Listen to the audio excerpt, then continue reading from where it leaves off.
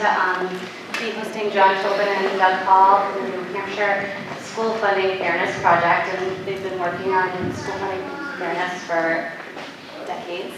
So we're really looking forward to the information they have to share with us tonight. And I'd also like to thank Principal Teller and the school board and our reps that have come out tonight to share their insight and to show their support. This is an important issue to our town for many different reasons, and hopefully we can have some a discussion and everybody can learn some things tonight. So thank you so much for coming out. So hello and good evening. I'm John Tobin. This is my friend and colleague, Doug Hall, and we're going to make this presentation tonight. Before I do that, I want to thank you all for coming, and I really want to thank Jen Durbin for organizing this. She's the one that made this happen. She's worried about it, and absolutely she deserves some applause. And she roped her husband in, which is what happens sometimes. And I also want to thank Principal Teller too. I don't know if he's still in the room, but we appreciate being here, and we hope that you will learn something from this. I'm a retired legal aid lawyer. I worked on a Claremont case 25 years ago. Doug Hall had a very distinguished career. He founded a think tank in New Hampshire called the Center for Public Policy Studies. He also was a highly respected member of the legislature, a Republican from Chichester, worked with people on both sides of the aisle on a lot of issues. Both of us have been concerned about school funding for a long time, and we thought we retired, but we started talking about school funding again a couple of years ago and realized that it had fallen off the radar and that a lot of the problems had gotten a lot worse and no one was talking about it. So we decided to do a number of things to try to bring the whole question of school funding and property taxes back into public discourse. And this is just as much about property taxes as it is about school funding. And so we have done about 75 of these forums around the state in the last 18 months. We've been, Berlin, Littleton, Nashua, Keene, Manchester, everywhere. And we've learned a lot of things. Some of the slides that you will see tonight are things that we learned from questions at forums like this from people like you. These issues are inherently political. What's more important to talk about in public life than taxes and schools? But we work very hard to make this a nonpartisan presentation, and one of the ways it's easy to do that is there's plenty of fault to be found with the legislators and governors of both parties in the last 30 years in terms of not addressing this. So we're going to go through this and go through a number of slides, and our slide presentation may take about 45 minutes, and then we will answer your questions as long as you have them. I think what we found is a lot of people's questions get answered during the course of the presentation, so we will go through the presentation and then again answer as many questions as you have. So we're going to start out with an overview of the New Hampshire Constitution and what the Claremont cases say about that. And then talk about property taxes. And we'll first talk about that from a statewide perspective and then a local perspective, including some information about what's happening here. And then Doug is going to lead the discussion about the state funding for schools, the adequacy grants, and how they work and how they don't work, and what we've learned about them. This picture up here, it's great to turn the lights down. This picture up here is a picture of some kids from Berlin. Berlin is a school district in full-blown crisis. They closed their last elementary school last June. Their kids are now going to elementary school in classrooms at their high school. And we did a presentation up there, and then after that, some kids in the graphic arts class in Berlin came up with that logo, and I have a little sticker on my car of that. They made a banner, they marched around at some public event in Berlin, and part of the reason we have that here is for everyone to remember this is really about kids and their future and our future. But one of the things we realized, and we haven't done it yet, there should also be another picture up here of an elderly couple or a working age couple sitting at their kitchen table looking at their property tax bill with shock and with fear. because, again, this is about both of those issues. So, basically, this is the big picture. Neither taxpayers nor students are treated equitably or fairly in the current school funding system. Another, you will see about 3 slides that show how much worse this has gotten in the last decade, this quiet decade where nothing was going on until last year. I'm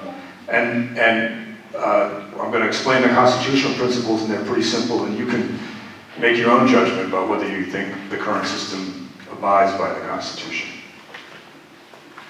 So the Claremont cases, there were a lot of cases. We went to the Supreme Court a number of times to try to get the state to do their job.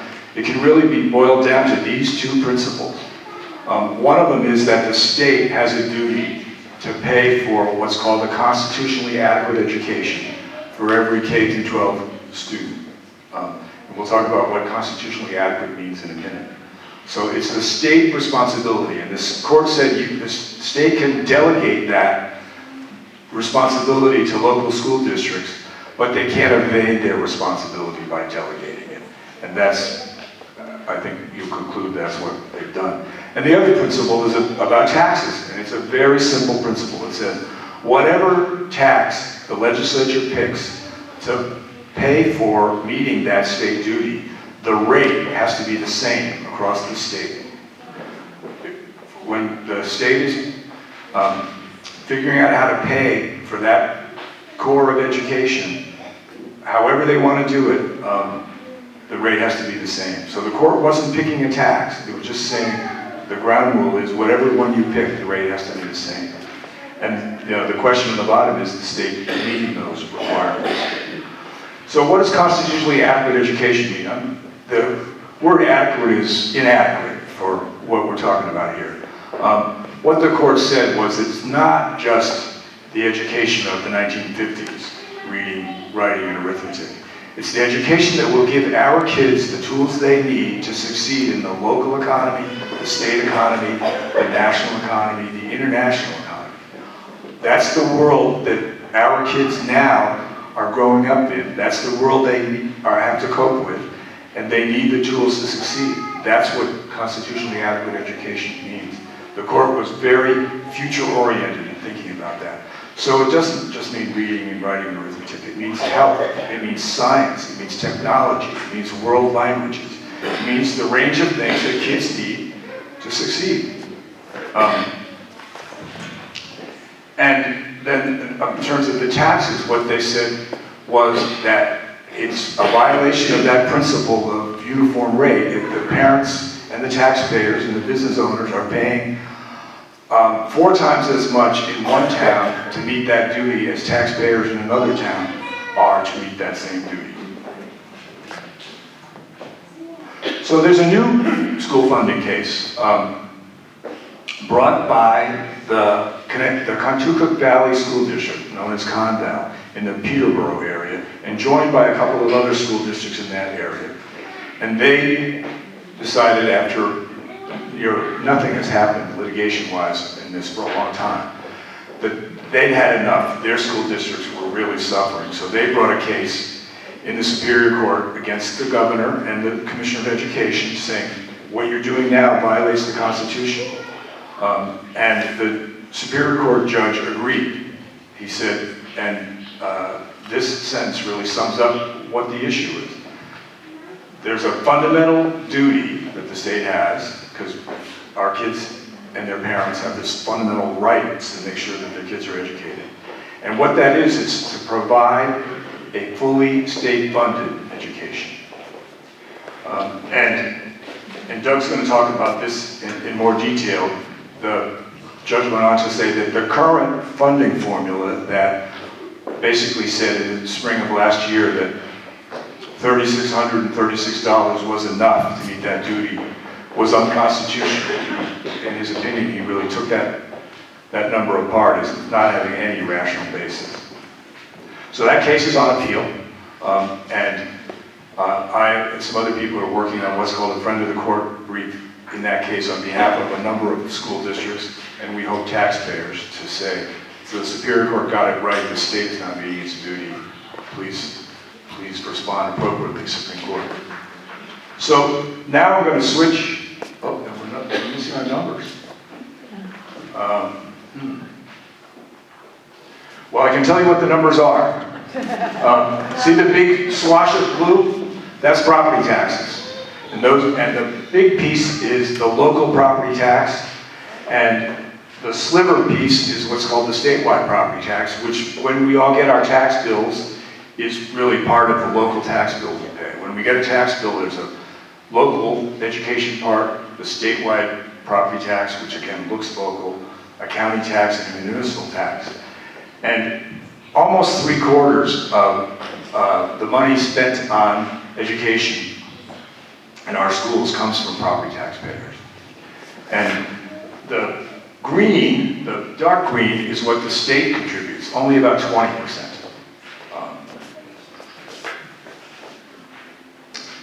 And we're missing our labels again. So I don't know what happened here, but again, it's pretty easy to tell you. This is a chart that shows the percentage of school revenue coming from state governments. So we spend a lot of money in our state on schools compared to Mississippi or Alabama. This is about, well, where does that money come from? And New Hampshire is way over on the left. New Hampshire is the lowest percentage of money coming from the state to fund education. It's the lowest. I'm a little concerned that this may happen to many of our slides, and I don't know why.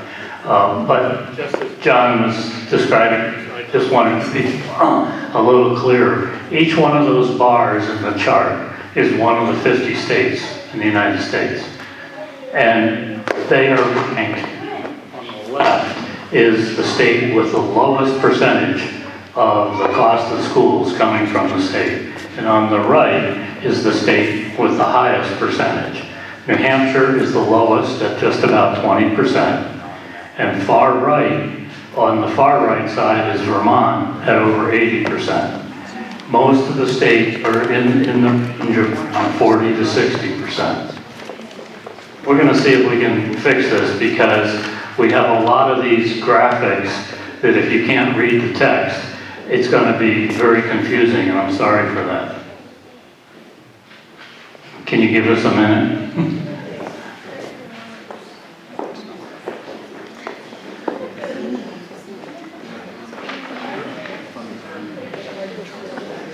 We have another copy of the PowerPoint. We'll see if that one works any better. We also, I think John has his own laptop out in the car. Oh, I have it right here. Oh, you got it right here? So we got 3 options here.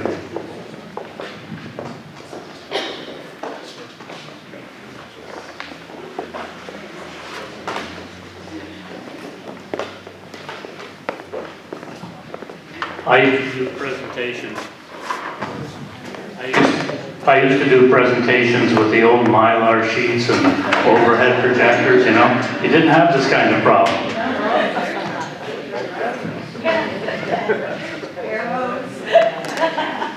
Any of you done that though? I can hear some people saying, oh yeah, I remember.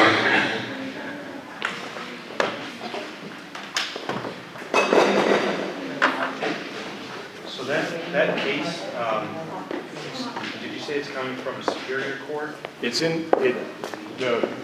Superior Court ruled in favor of the towns and against the state, and the state Attorney General appealed it to the Supreme Court on behalf of Is the the Conval case the same one as the Ospey, the town of Ospey that's refusing to put it on the tax bill? No, that's a different case. Okay. No, the Conval case. The Conval case includes Winchester and a couple of other districts that joined on. And it's been appealed to the state Supreme Court. The Supreme Court has yet to schedule a hearing on it. That'll come up probably late in the spring. And as John said, we're working on submitting a brief to the court in support of those districts And we will probably have 8 or 9 school districts sign on to the brief that we will be submitting.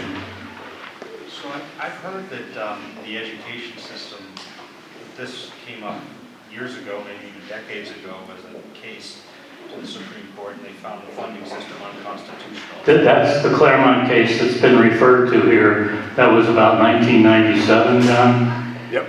1997, there were a couple of decisions that happened. The first one about it being a state responsibility, the second one being that the tax rate had to be equal, and then there were some subsequent ones that followed that. But yes, that was, and John was one of the attorneys in that case, representing the property taxpayers who were being adversely affected.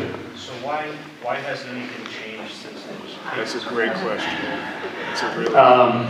Because this is my take on it. Nobody in either political party wants to deal with it. It's as simple as that. When I was in the legislature and served on the finance committee and ultimately was chair of the committee that decided how much money would go out to the school districts and what the formula would be that would do that. And that was before the Claremont case. And I can tell you from just personal experience at that time, there weren't very many people who were interested in dealing with it. And certainly subsequently, we know under, as John said, governors of both parties and legislatures led by both parties, not much has been done. John? So we're back in business tech-wise. So this is the chart I was talking about that shows where the money comes from. And as I mentioned, it mostly comes from property taxes, and only a small piece of it, only about 20%, comes from the state. And we're talking real money here. We're talking in 2018, 2019, $3.29 billion being spent across the state for elementary and secondary education. It's by far the biggest expenditure of government. And then this is the chart again that shows what's the portion of that money that comes from the state as compared to the portion of money for education that comes from other state governments and other states. And you can see we're dead last. It's not relevant tonight. We're also dead last in support of higher education. But this is, we're talking about K through 12 tonight. And there are lots of other states, including Vermont, that's at the other end of that, where the Vermont government really steps up and pays a much bigger portion of the state. So what does that mean? That means that it all falls on taxpayers. And this is a little chart that is surprising to a lot of people about all the taxes in New Hampshire. And the column on the far left up there is all the property taxes that we pay in New Hampshire. More than $3.5 billion. And you can see the pieces of that. The local education tax is almost $2 billion. Then municipal, county, and the state education tax, which is really part of the local tax. And then the column next to that is the business taxes, the business profits tax and the business enterprise tax. There was a lot of stuff in the news in the last 6 to 9 months about whether the rates on those business taxes should go down or not go down. You can see that in terms of money that we all fork out as taxpayers, those taxes are small potatoes compared to the money we all fork out as property taxpayers. Our state is generally compared to other states, a low tax burden state. In the aggregate, we pay less in taxes than a lot of other places. But our state is in the top 3 or so in terms of property tax rates. We have a revenue system that is, this chart really shows it, very skewed toward property taxes. We have really high property taxes, and they're much, much higher than any other way we raise revenue. And this is the first of, I had mentioned to you that things have gotten a lot worse in the last year. This is a chart that shows as school budgets went up, where did the money come from? From 2008 to 2018. More than $500 million of that new money came from all of us as property taxpayers. You can see very little of it came from the federal government and state government. So in that decade, the burden got cranked even higher on property taxpayers. And that's why when we started talking about this in 2018, there was an immediate response because that issue had been simmering. People were really feeling the burden of property taxes, but nobody was talking about it in the legislature or the governor's office. So now I'm going to teach you a little bit about how to look at tax rates and how to compare them from districts to district. And the key concept is something we call equalized value per pupil. It just means how much property wealth exists within a school district to help pay for the education of each student. And the State Department of Revenue Administration has a process where they look at the assessments that local assessing officials have done, and they do a lot of research, and they figure out how to compare them. They figure out how to adjust them so you can compare them across district lines. That's the equalized part. And per student, that gives us a number where we can look at the cost of districts with lots of kids as opposed to districts with small amount of kids. And this will make sense to you, I promise. It's simple math. Think about a property district, a school district, that has $1 million worth of property to tax. If they impose a rate of $10 per thousand on that, they could raise $10,000. Let's think about what that $10,000 is for. Imagine it as a box of math books or some lab equipment, the price of which would be the same in any school district across the state. So in District A that has the property wealth of $1 million, if they put a rate in of $10 per thousand, they raise what that box of books or lab equipment costs, that $10,000. But District B, that only has $400,000 worth of property, if they impose the same rate, they only raise $4,000.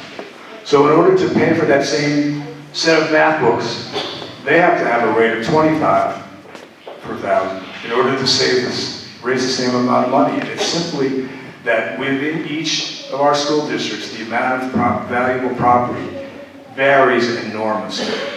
And in the places where the total value is low, the taxpayers in those districts have to run faster and sweat more to pay for the same cost that the taxpayers in other districts don't have to pay at nearly the same rate.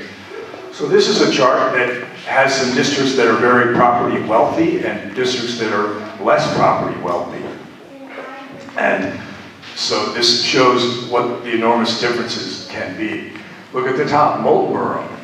They have more than $7 million of property for every student in their school. And by the way, the red line in the middle is the average. The average school district has $1.1 million worth of property per student. So Moultboro has about 7 times that. So as you can see, they can have a very low tax rate and raise a lot of money because they have so much valuable property to tax. Go down to the bottom, Berlin. There, and start looking at the column, the one that says equalized value per pupil, then the tax rate, then the amount raised. Berlin has only $378,000 per pupil. That's only a little more than a third of the average. It's about 1/18 of what Moultboro has. And so we're talking Moultboro has not 18% more, not 180% more, 1,800% more valuable property. So people in Berlin can pay at a high rate, and there is some state aid that flows now, but it doesn't at all address this inequality. So, and we have, in this chart, we have school districts of varying sizes in varying places around the state. So, Concord, where I live, the average value per pupil is slightly below average, $920, so it's about $200,000 low. Concord school tax rates are high. Milford, Newport, Claremont, and then you can see some towns above. And one of the ones I want to focus on is Portsmouth. Portsmouth is a place that has a lot of valuable properties, so they have $2.7 million per kid in property tax. So they can have a low tax rate, as you see, and still raise a lot of money and spend very generously on their students. We did a presentation in Portsmouth, and we were just really struck at how incredible the facilities are. We walk out after the presentation and there are these 2 lacrosse fields with big lights. It's, you know, it just was very stark. They have a lot of things and nobody wants to take away anything from the kids in Portsmouth. What we're really talking about is allowing kids everywhere to get those advantages without their parents and business owners going bankrupt. So this is another way of looking at the same thing. This bar graph just shows you the differences. And again, the red line is the average. So you can see Concord and Berlin are below. Derry, which isn't far from here, the people in Derry are very interested in this issue because they have a lot of housing, they have a lot of kids, their total property values are low, so there are people in Derry who are saying quietly, we're Berlin in 8 years if this doesn't get fixed. This is not just a problem of Old Milltown, this is a problem of a lot of places. Manchester is a little better off than Derry, but not much. They are still well below average, so they've responded with a tax cap, which means in lots of ways they're starving their schools, and their schools are in trouble, and other districts around have pulled their kids out of Manchester. And then you can see Rye and Lebanon that are above average. And then this is another chart about what's happened in the last 10 years. Places like Portsmouth and Hanover, their total equalized value per student has gone up. So now they have even more resources. They can raise even more money at a lower rate because they have even more valuable property to tax.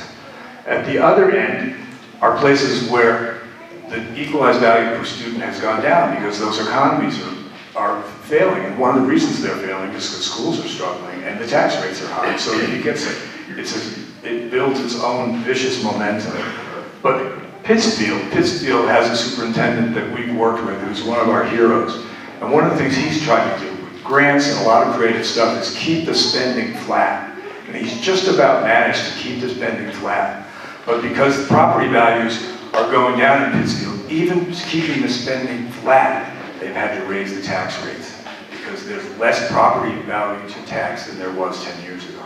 So this is not about frugality. This is about aggregate property values and the way they put the squeeze on school districts and on taxpayers. So these are slides. A year or so ago, I was invited to be on an episode of the New Hampshire Public Radio Exchange Program, and they invited the superintendents from Milford and Pittsfield to talk about it. And so I just did this slide, which I looked for districts of about the same size, but very different property values. So Portsmouth and Milford have almost the exact same number of kids. And Pittsfield and Rye, which are smaller districts, have almost the exact same number of kids.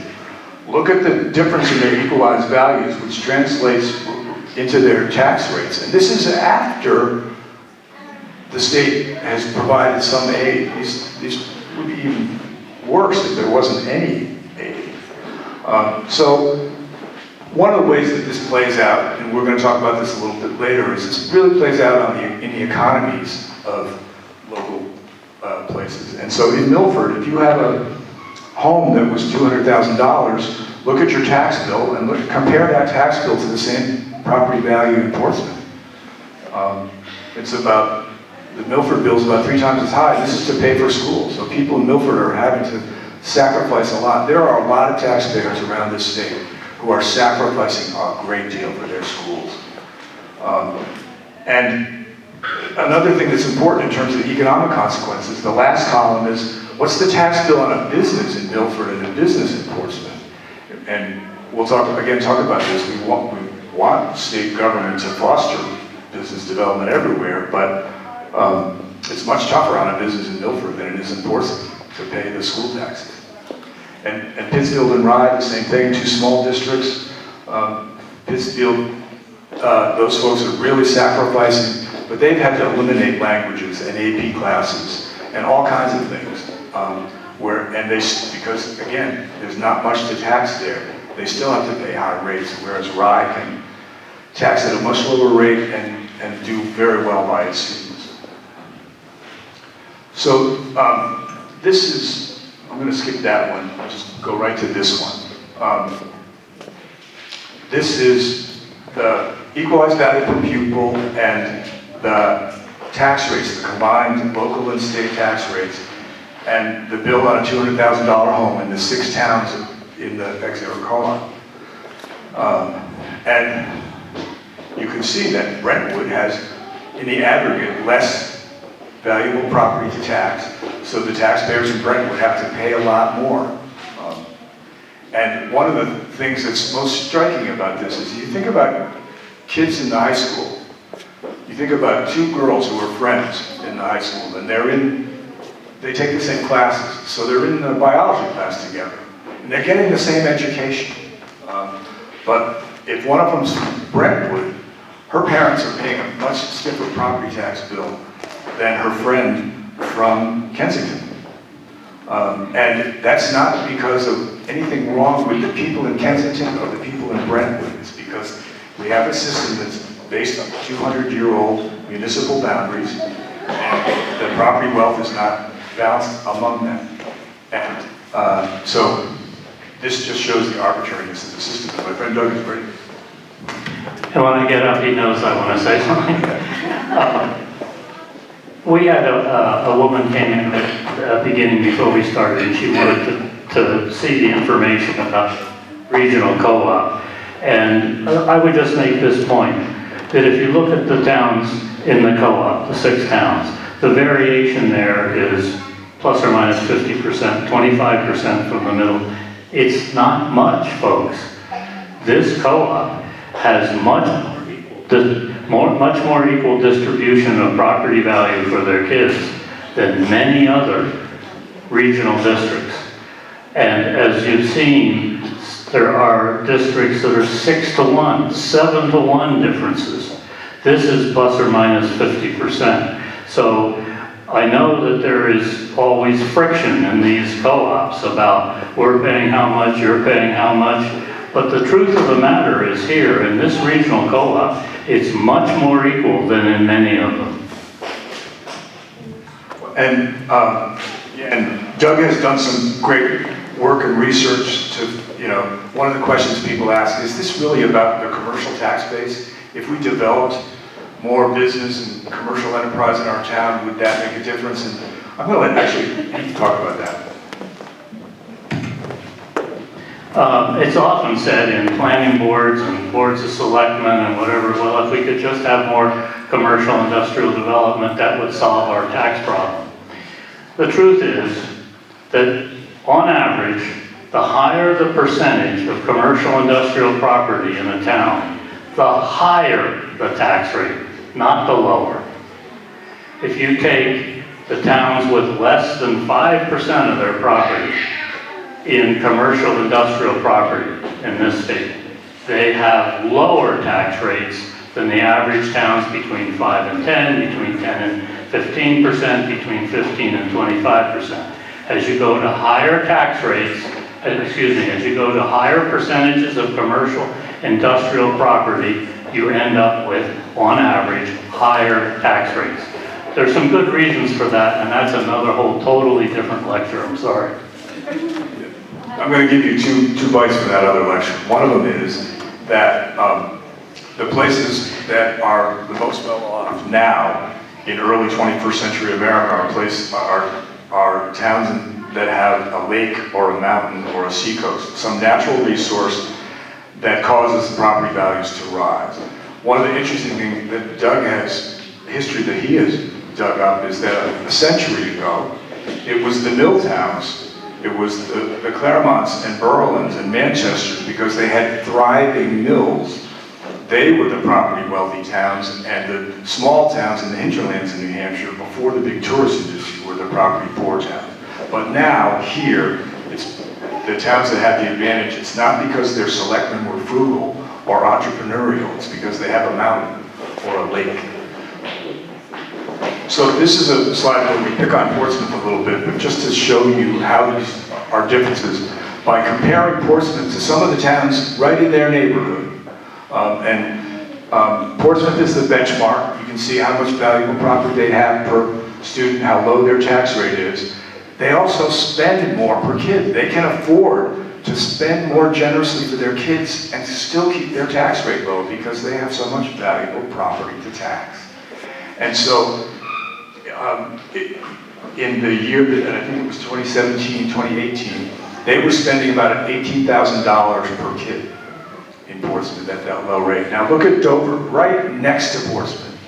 And Dover has a tax cap because people in that town have struggled with property taxes. Even with the tax cap, the people who own that $200,000 home in Dover are paying $1,000 more than somebody that owns a $200,000 piece of property in Portsmouth. But they're also spending much less on their kids. They're spending only $12,000 a year. So over the course of looking at one class, a class of 20, $122,000 more is being spent in that class of 20 in Portsmouth, or conversely, $122,000 less being spent on the kids in Dover. What does that mean? Teacher salaries, equipment, breadth of course offerings, teacher experience, there are all kinds of things that we can imagine what that means. And again, these are a bunch of places right near Portsmouth. And it just shows how arbitrary the allocation of school funding is, because it's based on property values within very old municipal lines. So this is a slide Doug should talk about. It's maybe the most important slide for the long term. This looks like a line on the slide, but it's not. It's a series of dots. And you can see that on the far right a little more clearly, but it continues throughout. One dot for each town. There are 227 towns plotted on there, and they're plotted by the equalized property value per pupil. And over on the far left are the low ones, the Berlins, the Charlestowns. And over on the high side are the Molten Boroughs, the Portsmouths. And the dotted line running down the middle separates those to the left, which are below the median town and the average town, and those to the right, which are above. And at one of the first forums in Pittsfield, somebody asked, how many of the students live in towns that have below average property value per pupil? We didn't know the answer, so I went back and tried to come up with it, and there it is. More than 3/4 of all the students in the public schools in this state live in towns with below average property values per pupil. Only 23% are attending schools in the high property value towns. The reason this is important is, if something is going to happen and people are going to say, wait a minute, we're fed up with this, there's a coalition that can be made here of the towns that are below the average.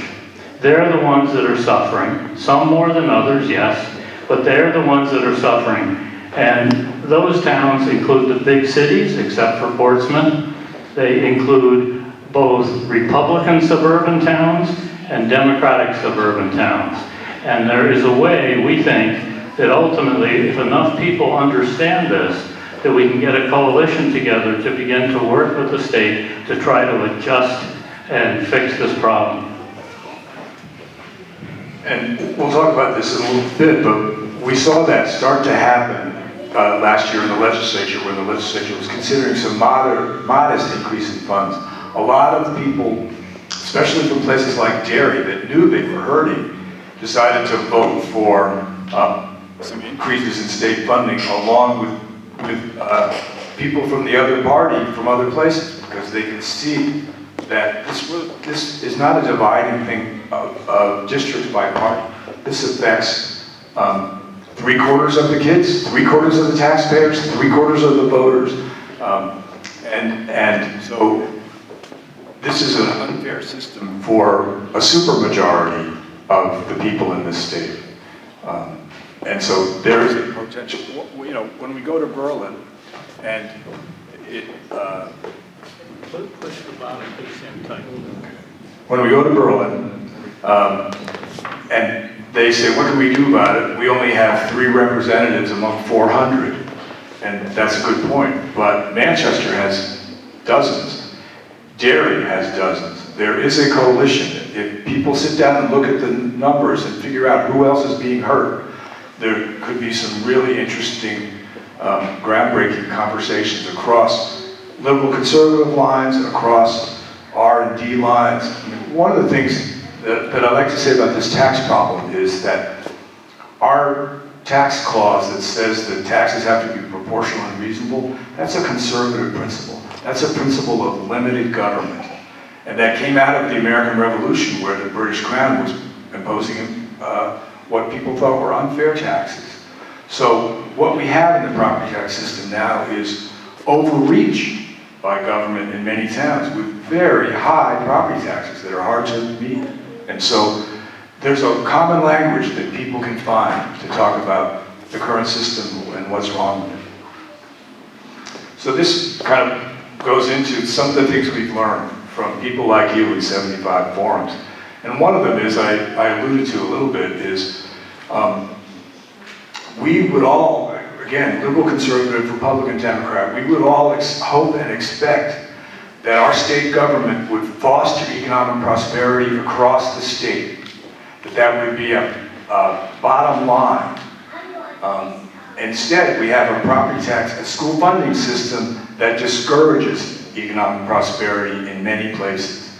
Why would a rational business person open a new business in Claremont or Berlin, where the taxes are very high and the school system for their kids and their employees' kids is shaky?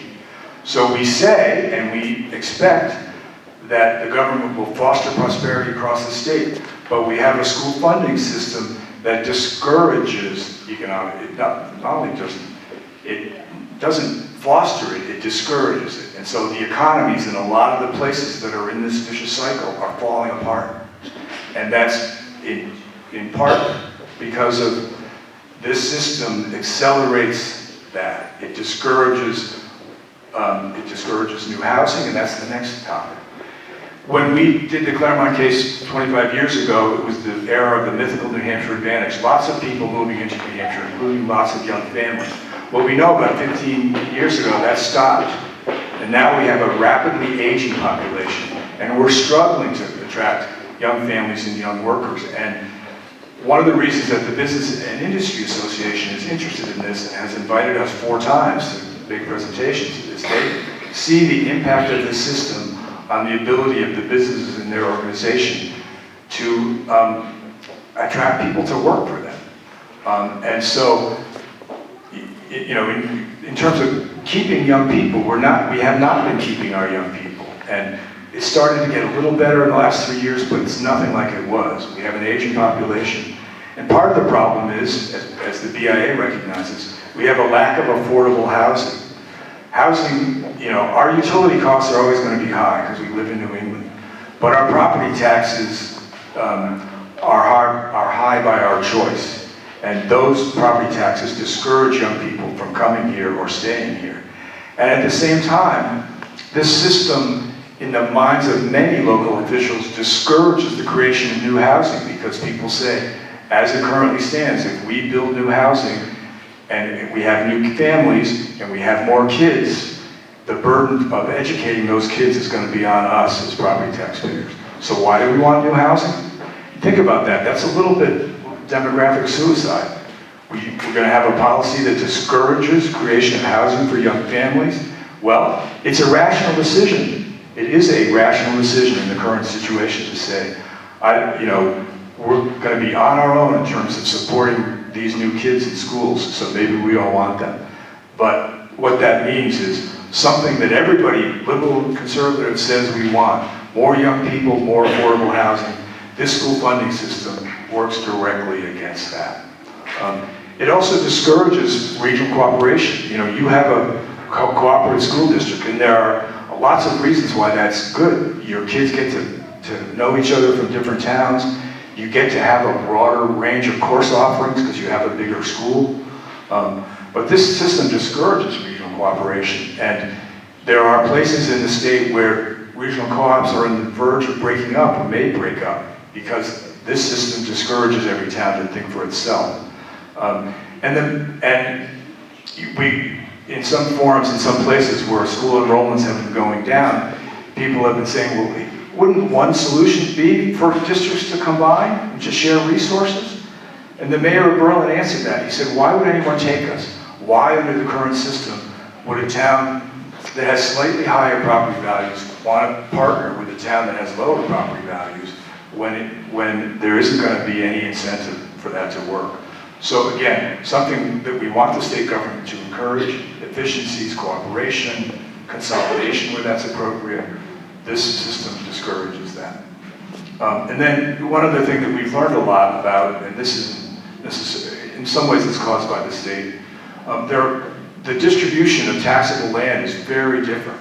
Berlin, I think it's more than 80% of the land in Berlin is federal land, state land, not taxable at all. So the people in Berlin who are left with taxable property have to pick up the burden. And neither the federal government nor the state government is putting any money in the municipal pot for all the land they've taken off the tax roll. And one of the things we've learned about that is that's what happens with something called current use. Current use is a wonderful policy that has enabled New Hampshire in the last 40 years to preserve a lot of open land. But the way it works is if you have 10 acres and you agree not to develop it, and you go to apply to your local town, the town has to give you a big tax break. And that means there's less revenue for the town, so the town has to make that revenue up with the people who can't get current use. And the state mandates current use. If you qualify under the state law, the town has no choice about to give it to you. But the state, again, doesn't put any money back in the municipal coffer to make up for the fact that it has a policy that takes property off the tax roll. And again, current use is not evenly distributed around the state. There's some places that have a lot of that where it has a big impact. It's not really a big issue in Manchester, but it's one more indication of the arbitrariness of relying on property tax. And now Doug is going to turn and talk about what the state has and hasn't done in terms of trying to address this.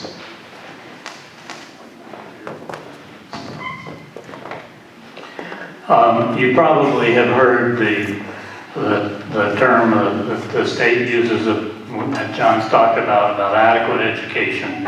And the state, some years ago, set up a formula that said, this is how much an adequate education will cost, and this is how we're going to distribute it among our aid among the districts. And these are the 6 districts of the co-op here. And what the state said, if you look at the top line, it said the aid we're going to give for each pupil in a town is $3,709. That's how much per pupil we think is enough for an adequate education. I'll come back to that. And then they said, okay, we understand that low-income kids coming from low-income families are going to cost more. They start out with some additional problems. So we're going to put another $1,854 into the pot for each low-income kid, measured on the basis of their eligibility for free and reduced lunch in the school system. Special education. Each child with an IEP, special education child, will get an additional $1,995. Each English language learner will get $726 in addition to their per pupil amount. Each child in 3rd grade whose reading level is below proficient will also get $726. So let's take East Kingston, the second line. East Kingston has 366 pupils, 27 low income, 50 special education, 1 English language learner, and 8 below proficiency of 3rd grade.